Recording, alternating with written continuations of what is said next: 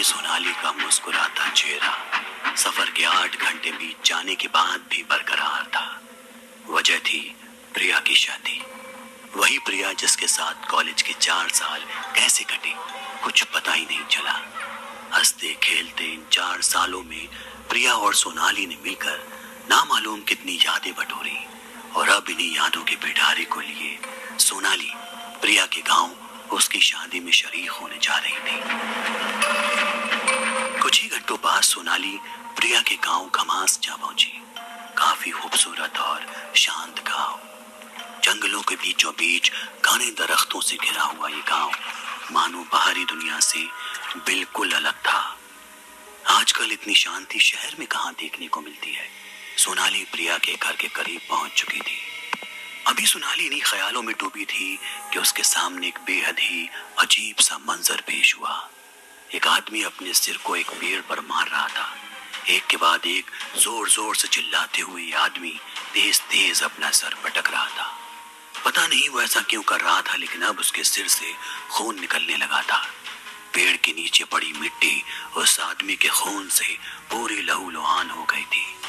सोनाली उसे और उसकी ये अजीब सी हरकत देख बुरी तरह डर गई, लेकिन फिर उसने खुद पर काबू पाया और उसके पास जाने के लिए कदम बढ़ाया। लेकिन अचानक पीछे से आवाज आई, सोनाली सोनाली कहाँ जा रही हो? पागल, इतने सालों बाद मिली हो, अपनी दोस्त को गले भी नहीं लगोगी? यह आवाज प्रिया की थी। प्रिया को दुल्हन के सजे सवरे अंदाज में अपनी नजरों के सामने देख सोनाली एक बार के लिए उस अजीब से आदमी के बारे में तो भूल गई। उसे बस याद रहा तो बस अपनी बेस्ट फ्रेंड से बहुत सारी बातें करना। लेकिन फिर ना जाने क्यों उसने एक नजर पलटकर उस आदमी को देखना चाहा, मगर अब वो आदमी वहां नहीं था। सोनाली को थोड़ा अजीब लगा, लेकिन फिर प्रिया के साथ बातों में मसरूफ सोनाली घर की ओर कदम बढ़ाती है और उसकी नजर घर के चारों तरफ बने सफेद घेरे पर जा टिकती है। ये क्या है प्रिया? ये लोग घर के चारों तरफ यूं सफेद घेरा क्यों बना रहे हैं? अरे सोनाली, यहाँ ऐसा ही होता है। गांव में शादी वाले घर को ऐसे ही बचाया जाता है। बचाया जाता है? अभी सोनाली ने सवाल ही किया था कि दोनों घर में दाखिल हो गए। साज सजावट, चारों दीवारों पर फूलों की माला, आंगन में बजती शहनाई, क्या कमाल का नजारा था। सोनिया भी इस बेइंतहा खुशी में शरीक हो गई। देखते ही देखते दिन ढल गया और रात हो गई। घर के आंगन में मंडप सजा हुआ था। बीचों बीच आग जल रही थी, जिसके पास ही दुल्हन यानी सोनाली की दोस्त प्रिया बैठी हुई थी। अभी बारात आना बाकी थी। इससे पहले कि सारे रीति रिवाज जारी थे कि तभी प्रिया अचानक ना जाने क्यों घूंघट के नीचे से जोर से चीख उठी। सोनाली ये देख घबरा गई। क्या हुआ? क्या हुआ प्रिया को? अभी वो आसपास वालों से सवाल पूछ ही रही थी कि तभी प्रिया एक बार फिर जोर से चिल्लाई। सोनाली घबरा कर प्रिया की माँ के पास गई तो देखा माँ कुछ बोल ही नहीं रही।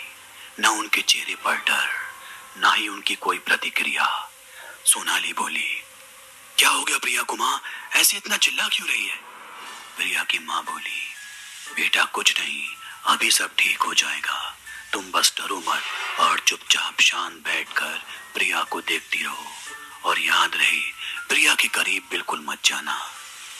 जी माँ। ये बोलते हुए प्रिया मंडप में जाकर चुपचाप बैठ गई और प्रिया को देखने लगी। तभी एक जोरदार चीख के साथ प्रिया ने मंडप के बीचों बीच जलती अग्नि में अपने हाथ डाल दिए। सोनाली की नजर प्रिया के हाथों में पड़ी। काले लंबे नाखून और काली चमड़ी वाले उसके हाथ जैसे किसी भेड़िए के दिख रहे थे। उसका घूंघट अभी लटक रहा था और उसके अंदर से प्रिया का चेहरा हल्का हल्का ही नजर आ रहा था। अचानक प्रिया एक बार फिर जोर से चीखी। पता नहीं क्या हुआ, लेकिन प्रिया के चीखते ही मंडप में मौजूद सारे मर्द घर से बाहर भागने लगे। सोनाली ये सब देख हैरत में पड़ गई। वो प्रिया की माँ के पास जाने ही वाली थी कि उसने देखा कि प्रिया के दाहिने हाथ की छोटी वाली उंगली का नाखून टूट गया है और उससे खून निकल रहा है। सोनाली ये देख फौरन प्रिया की तरफ भागी और उसे संभालने की कोशिश करने लगी। तभी प्रिया के सिर से उसका घूंघट उतर गया और सामने आया वो मंजर जिसे देख सोनाली के होश उड़ गए। उसने कभी अपने सपने में भी नहीं सोचा था कि वो अपनी बेस्ट फ्रेंड को इस हालत में देखेगी। सोनाली की दोनों आंखें खून सी लाल, बड़े बड़े दांत, फटे होंठ और मुंह से टपकता खून। सोनाली बहुत डर गई। वो चिल्लाना चाहती थी, लेकिन प्रिया ने उसे गले से पकड़ लिया। उसका सारा डर और खौफ गले में ही कैद होकर रह गया। तभी प्रिया की मां जोर से चिल्लाई, सोनाली बेटा, चिंता मत करो, बाबा आते ही होंगे, तुम बस हिम्मत बनाए रखो, आंख मत बंद करना, उसे देखते ही रहना। इतना बोलते ही सारी औरतें उठकर घर से बाहर चली गईं। अब उस घर में बस सोनाली और प्रिया के जिस्म पर हावी कोई गुमनाम सा साया था। यहाँ सोनाली एक के बाद एक प्रिया को समझाने की कोशिश करने में लगी थी। प्रिया, मैं तुम्हारी दोस्त, मुझे छोड़ दो, हम साथ में रहते थे ना, याद करो कुछ प्रिया। पर उसकी सारी कोशिशें नाकाम थी।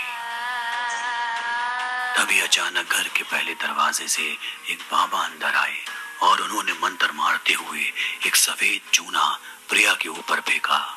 2 से 3 बार ऐसा करने पर अचानक ही प्रिया का जिस्म ढीला पड़ गया और उसने सोनाली को छोड़ दिया। सोनाली जमीन पर गिरते ही बेहोश हो गई। फिर अगली सुबह उसकी आंख बिस्तर पर खुली। उसको बीते रात की हल्की हल्की तस्वीरें याद थी। उठते ही फौरन प्रिया को तलाशने लगी, लेकिन पूरे घर में प्रिया का कोई नामो निशान न था। तभी अचानक सामने से प्रिया की मां आई। क्या हुआ बेटा, किसे ढूंढ रही हो? प्रिया तो कल ही रात चली गई अपने घर चली गई, पर कल रात तो। हाँ, मैं जानती हूँ तुम क्या सोच रही हो, तो चलो मैं तुम्हें बताती हूँ। दरअसल बेटा, यहाँ हमारा खूबसूरत सा गांव का मांस शापित है। एक मरहूम के शाप से कल रात किसी ने घर के चारों तरफ घिरे उस सफेद घेरे को मिटा दिया था, जिस कारण वो काली परछाई प्रिया को वश में कर लेती है। लेकिन फिर बाबा ने उसे सही कर दिया। पर माँ, श्राप क्यों और किसने दिया? बेटा, इसी गांव की एक लड़की ने। वो नहीं चाहती थी कि इस गांव में कभी कोई सुहागन हो। आज से करीब 40 साल पहले एक लड़की रश्मि एक लड़के से प्यार करती थी और अपने घर वालों के खिलाफ जाकर उससे शादी करने वाली थी। लेकिन उसके पिता और चारों भाइयों ने मंडप में उसे गोली मारकर मौत की नींद सुला दिया और उसके पति को आग में फेंक जिंदा जला दिया।